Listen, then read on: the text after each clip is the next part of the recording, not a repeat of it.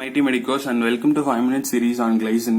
Glycine பத்தி டீடைலான video நான் இதுக்கு முன்னாடி பேசியிருக்கேன். 25 minutes இருக்கும். அதை வேணுங்கிறவங்க டீடைலா வேணுங்கிறவங்க அந்த வீடியோல போய் பாருங்க. இன்னைக்கு 5-minute சீரீஸ்ல குவிக் ரீகேப்பா அந்த வீடியோவோட ரீகேப்பா இந்த வீடியோ இருக்கும். அண்ட் ஃபார் எக்ஸாம் பர்பஸஸ் நீங்க இந்த வீடியோ யூஸ் பண்ணிக்கலாம். கிளைசின் மட்டும் கிடையாதுங்க, எல்லா அமினோ ஆசிடையும் நம்ம என்ன பண்ண போறோம் அப்படின்னா இந்த மாதிரி anabolism, catabolism, special products and metabolic disorder அப்படின்னு சொல்லிட்டு 4 ஹெட்டிங் கீழே தான் மோஸ்ட்லி டீல் பண்ணுவோம். இன்னைக்கு ஃபர்ஸ்ட் அனபாலிசம்குள்ள போலாம். அனபாலிசம்ல 4 ப்ராடக்ட்ஸ்ல இருந்து கிளைசினை உருவாக்குறோம். ஸோ கிளைசின் அப்படின்னு சொல்லிட்டு சொன்னாலே முதல்ல 3 பாயிண்ட் சொல்லணும். எல்லா அமினோ ஆசிடுக்கும் இந்த மாதிரி 3 பாயிண்ட் சொல்லணும். இது simple amino acid. It enters into the glucogenic pathway and it is one of the non-essential amino acid. இது non-essential amino acid இருக்கிறதுனால தான் it has an anabolic pathways. So anabolic pathwayல செரினும் டெட்ராஹைட்ரோஃபோலிக் ஆசிடும் ரியாக்ட் ஆகுது. செரின்ல இருந்து ஹைட்ராக்சி குரூப் வாட்டரா வெளியே வந்துடும் அண்ட் டெட்ராஹைட்ராக்சிஃபோலேட்டுக்கு செரின்ல இருந்து மெத்தில் குரூப் போயிடும். அதனால கிளைசின் கிடைச்சிடும். அண்ட் த்ரியோனின்ல இருந்து நம்ம அஸ்டால்ஹைட பிளிஸ் எடுத்துட்டோம்னா கிளைசின் வந்துடும் with help of enzyme called threonine aldolase. CO2வும் அமோனியா கூட மித்திலின் டெட்ராஹைட்ரோஃபோலிக் ஆசிட் ரியாக்ட் ஆகும்போது with help of enzyme glycine synthase and coenzymes like NADH, lipoamide and PLP இதெல்லாம் கோஎன்சைமா ஆக்ட் ஆகி கிளைசின் சிந்தேஸோட கிளைசின் சிந்தேஸ் ஆயிடும். அலனைன் அண்ட் கிளையாக்சலேட் கூட ரியாக்ட் ஆகும்போது கிளையாக்சலேட்டுக்கு அலனைன்ல இருந்து அமினோ குரூப் டிரான்ஸ்ஃபர் ஆயிடுது. That results in the formation of glycine. இதுதான் வந்துட்டு அனபாலிக் பாத்வேஸ் ஆஃப் கிளைசின். அடுத்து கெட்டபாலிக் பாத்வே ஆஃப் கிளைசின் அப்படின்னு சொல்லிட்டு உள்ள பூந்தோம்னா கிளைசின் இந்த கிளைசின் டீகார்பாக்சிலேஸ் அண்ட் இந்த டிரான்ஸ்பரேஸ் அண்ட் வித் இந்த டீஹைட்ரோலிப்பமைடு டீஹைட்ரோஜனேஸ் இந்த 3 என்சைமும் ஒரு மல்டி என்சைம் காம்ப்ளெக்ஸா இருக்குங்க. அந்த மல்டி என்சைம் காம்ப்ளெக்ஸ் இந்த கிளைசின் மேல ஆக்ட் ஆகும் with help of PLPS coenzyme. First glycine decarboxylase வந்து ஆக்ட் ஆகும்போது கார்பன் டை ஆக்சைடு வெளியே வந்துடும். மீதி அமினோ குரூப்பும் மித்தில் குரூப் தான் இருக்கும். இந்த மித்தில் குரூப்பை இந்த THFA வாங்கிட்டு போயிடும். அதனால அந்த THFA மித்திலின் THFA மாறிடும்.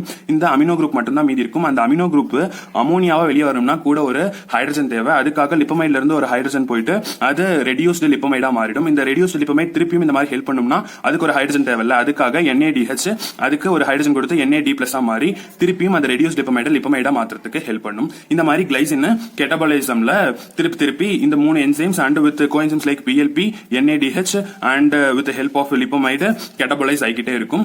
and this is the major catabolic pathway. மீதி 2 catabolic pathway இருக்கு.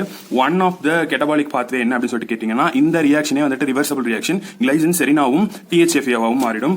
and இன்னொரு pathway is கிளைசின் வந்துட்டு கிளையாக்சலேட்டாவும் அலனைனாவும் மாறிடும். இது ரெண்டும் வந்துட்டு other 2 catabolic pathways which is reversible reactions. So இதுல கெட்டபாலிசம் பத்தி பார்த்துட்டோம். அடுத்து இப்போ ஸ்பெஷல் ப்ராடக்ட்ஸ் பத்தி பார்க்க போறோம். ஸ்பெஷல் ப்ராடக்ட்ஸ் அப்படின்னு சொல்லிட்டு எடுத்துக்கிட்டீங்கன்னா ஃபர்ஸ்ட் கிரியாட்டின் பாஸ்பேட் அண்ட் கிரியாட்டனின் இது 3 கிரியேட் பண்றது எப்படின்னு பார்க்கலாம். கிளைசின், அர்ஜினைன், மித்தியோனைன் இந்த 3 அமினோ ஆசிடும் இந்த 3 காம்போனன்ட் கிரியேட் பண்றதுக்கு கண்டிப்பா தேவை.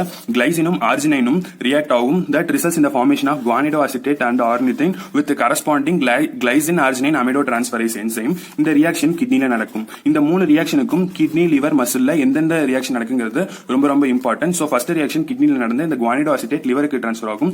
லிவர்ல குவானிடோ அசிட்டேட் மித்தில் டிரான்ஸ்பரேஸ் அப்படிங்கிற என்சைம் சாம்ல இருந்து மித்தில் குரூப்பை குவானிடோ அசிட்டேட்டுக்கு மாற்றும். That results in the formation of creatine. இந்த ஸ்பெல்லிங் எல்லாம் பாத்துக்கோங்க. Creatine not creatinine. ஓகே, இந்த கிரியாட்டின் ATP ல இருந்து ஒரு பாஸ்பேட் குரூப் உடைஞ்சு கிரியாட்டின் பாஸ்பேட்டா கிரியாட்டின் கூட சேர்ந்துடும். சோ இதுல இருந்து உடைஞ்ச ஒரு பாஸ்பேட் குரூப் இந்த கிரியாட்டின் கூட சேர்றதுனால ஒரு ஹை எனர்ஜி பாண்ட் இதுக்குள்ள ஃபார்ம் ஆயிருக்கு. சோ மசில் கான்ட்ராக்ஷன் எப்போ ATP எல்லாம் தீந்து போயிடுச்சோ இந்த கிரியாட்டின் பாஸ்பேட்டை உடைச்சு ஹை எனர்ஜி அதுல இருந்து ஈல்ட் ஆகிற எனர்ஜியை மசில் கான்ட்ராக்ஷனுக்கு யூஸ் பண்ணிக்கும். இதுதான் லோ மேன் ரியாக்ஷன் அப்படின்னு சொல்லிட்டு சொல்றாங்க. அடுத்து இந்த கிரியாட்டின் பாஸ்பேட் கிரியாட்டினா யூரின்ல எக்ஸ்கிரீட் ஆயிடும். இது spontaneous reaction. It needs no enzyme. அடுத்து பாத்தீங்கன்னா ஹீம் சிந்தசிஸ்க்கு கிளைசின் பிளஸ் அசிடைல் கோஏ சேர்ந்துச்சுன்னா இந்த ALA ஃபார்ம் ஆகும். இதுதான் ஃபர்ஸ்ட் ரியாக்ஷன் இந்த ஹீம் சிந்தசிஸ். அடுத்து குளுட்டதையான்ல குளுட்டமைல் சிஸ்டினேட் கிளைசின் இந்த 3 அமினோ ஆசிட்ல கிளைசினும் one of the amino acid. அடுத்து glycine acts as inhibitory neurotransmitter. Purine சிந்தசிஸ்க்கு glycine have a major role. ஏன்னா C4, C5 இந்த 4th and 5th carbon of purine and nitrogen, one of the nitrogen of purine is from the glycine. அடுத்து கொலாஜன்ல every third amino acid is in glycine. Conjugating ஏஜென்ட்டா bile ஆசிட்ஸ்க்கு conjugating ஏஜென்ட்டா glycine வந்துட்டு act ஆகும். இந்த மாதிரி கிளைசின் வந்துட்டு ஸ்பெஷல் ப்ராடக்ட்ஸ் முடிச்சிட்டோம். அடுத்து மெட்டபாலிக் டிசார்டர்ஸ் அப்படின்னு சொல்லிட்டு எடுத்தீங்கன்னா கிளைசின் கெட்டபாலிசம் பத்தி பார்த்தோம் பாத்தீங்களா. இந்த கிளைசின் கெட்டபாலிசம்ல இந்த 3 என்சைமும் வந்துட்டு டிஃபிஷியண்டா இருந்துச்சு அப்படின்னா கிளைசின் உடையவே உடையாது, பிளட்ல அதிகமாயிட்டே இருக்கும். அந்த அதிகமான கிளைசின் நான் கீட்டோட்டிக் ஹைப்பர் கிளைசிமீமியா ஃபார்ம் பண்ணும். அண்ட் நார்மல் இது எப்படி கண்டுபிடிக்கிறதுன்னு பாத்தீங்கன்னா, நார்மலா கிளைசின் சிஎஸ்எஃப்ல தான் அதிகமா இருக்கும் பிளட் கம்பேர் பண்ணும்போது. ஆனா இந்த டிசீஸ் இருந்துச்சு அப்படின்னா சிஎஸ்எஃப் விட பிளட்ல தான் அதிகமா இருக்கும். இதை வச்சு தான் கண்டுபிடிக்கணும். அடுத்து ஹைப்பர் ஆக்சலூரியா அப்படின்னு சொல்லிட்டு ஒரு கண்டிஷன், இதுவும் மெட்டபாலிக் டிசார்டர் ஆஃப் கிளைசின் கீழே வருது.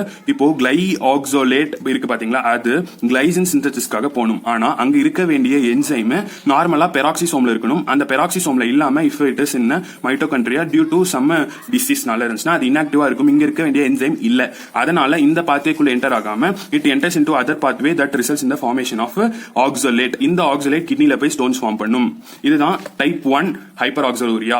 இதே கிளைஆக்சோலேட் இன்னொரு பாத்வேக்கும் போகும் for the synthesis of glycolate. அந்த என்சைம் இல்ல அப்படின்னா it results in the formation of oxalate. அது டைப் 2 ஹைப்பர் ஆக்சலூரியா. அடுத்து இது ரெண்டும் பிரைமரி ஹைப்பர் ஆக்சலூரியா. இதே செகண்டரி ஹைப்பர் ஆக்சலூரியா அப்படின்னு சொல்லிட்டு ஒரு கண்டிஷன் இருக்கு.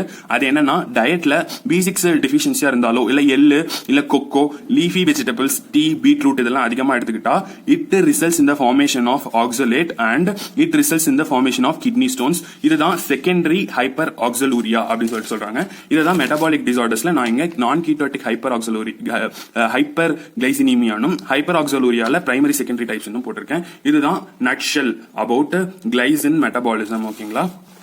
Once we have finished glycine in 5 minutes, நம்ம சேனல் மைட்டி மெடிக்கோஸை லைக் பண்ணுங்க, ஷேர் பண்ணுங்க, சப்ஸ்கிரைப் பண்ணுங்க அண்ட் காமெண்ட் பண்ணுங்க. தேங்க்யூ.